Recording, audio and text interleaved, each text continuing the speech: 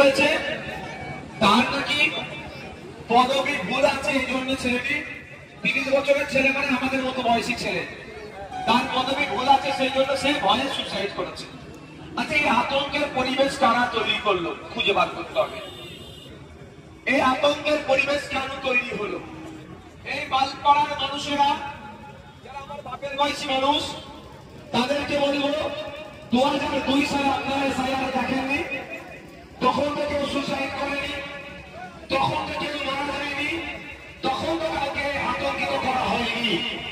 তাহলে 2025 সালে এসে এসআইআর এর আতঙ্কে কেন সুসাইড করবে? এই আতঙ্ক ছড়াচ্ছে কে? শুভেন্দু অধিকারী আতঙ্ক ছড়াচ্ছে।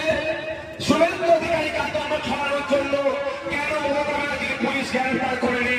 এর জবাব মমতা ব্যানার্জিকেই দিতে হবে।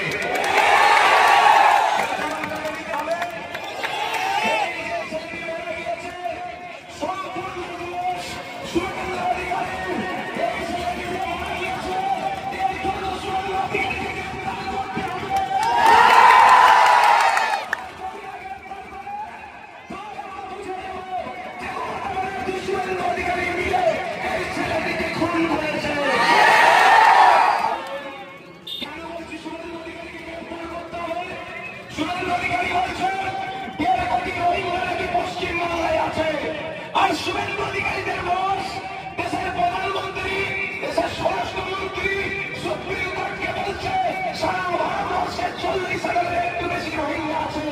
যদি সারা ভারতবর্ষে 40,000-এর একটু বেশি রোহিঙ্গা থাকে, তাহলে পশ্চিমবঙ্গে কি করে 1.5 কোটি রোহিঙ্গা থাকলো? এই মিথ্যে কথা বলার জন্য, পশ্চিমবাংলার মানুষকে রোহিঙ্গা বলার জন্য পশ্চিমবঙ্গের মুখ্যমন্ত্রী, পশ্চিমবঙ্গের পুলিশ মন্ত্রীর কাজ হবে।